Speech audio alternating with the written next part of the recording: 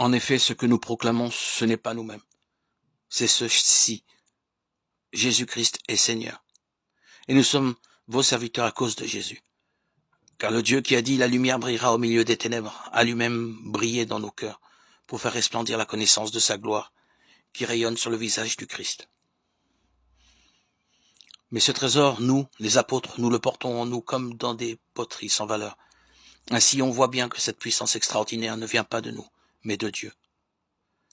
À tout moment, nous subissons l'épreuve, mais nous ne sommes pas écrasés. Nous sommes désorientés, mais non pas désemparés. Nous sommes pourchassés, mais non pas abandonnés. Terrassés, mais non pas anéantis. Partout et toujours, nous subissons dans notre corps la mort de Jésus, afin que la vie de Jésus, elle aussi, se manifeste dans notre corps. En effet, nous les vivants, nous sommes continuellement livrés à la mort à cause de Jésus, afin que la vie de Jésus, elle aussi, soit manifestée dans notre existence mortelle. Ainsi, la mort fait son œuvre en nous, et la vie en vous. 2 Corinthiens 5, 11. C'est bien une sagesse que nous proclamons devant ceux qui sont adultes dans la foi. Mais ce n'est pas la sagesse de ce monde, la sagesse de ceux qui dominent le monde et qui déjà se détruisent. Au contraire, nous proclamons la sagesse du mystère de Dieu, sagesse tenue cachée, prévue par lui, dès avant les siècles, pour nous donner la gloire. Aucun de ceux qui dominent ce monde ne l'a connu, car s'il l'avait connu, il n'aurait jamais crucifié le Seigneur de gloire.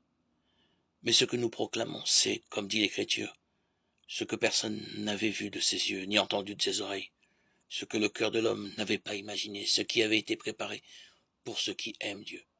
Et c'est à nous que Dieu, par l'Esprit, a révélé cette sagesse. Car l'Esprit voit le fond de toutes choses, et même les profondeurs de Dieu. 1 Corinthiens 6, 11. Il se montrait fidèle à la communion fraternelle, acte 2, 42. Ce texte est significatif de toute une atmosphère de la communauté chrétienne évoquée par Luc sous différentes formes. La multitude des croyants n'avait qu'un cœur et qu'une âme, acte 4, 32. Cette communion fraternelle est vécue par les membres de la communauté comme une manifestation de la paix en laquelle Dieu les a établis avec lui. Étant héritiers de la miséricorde, ils la possèdent, la vivent ensemble, la partagent. Mais bien évidemment, cette paix n'est pas seulement à usage interne.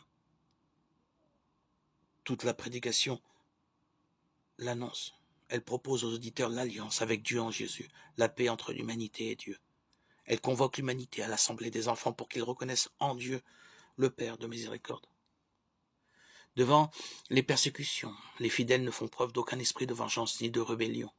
Leur prière consiste à dire « Et maintenant, Seigneur, considère leurs menaces, celles des persécuteurs, et donne à tes serviteurs d'annoncer ta parole avec une parfaite assurance. » Acte 4, 29.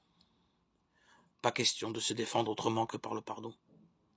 Et cette attitude atteindra son sommet au moment du martyre d'Étienne, qui, sur le point de mourir, s'écrie « Seigneur, ne leur impute pas ce péché. » Acte 7, 60. Il rejoint, ou plutôt les chrétiens rejoignent ainsi l'attitude fondamentale de Jésus qui réconcilia en son sang, en accueillant le bandit crucifié à ses côtés. Luc 23, 43. En demandant à Dieu, mon Père, pardonne-leur, ils ne savent pas ce qu'ils font. Luc 23, 34. Vivant la paix entre eux, la proclamant, la donnant, les chrétiens du même coup avaient la faveur de tout le peuple. Acte 2, 47. La vie évangélique établit un climat de paix. La miséricorde, loi de la communauté, signifie ce qu'est le cœur de Dieu.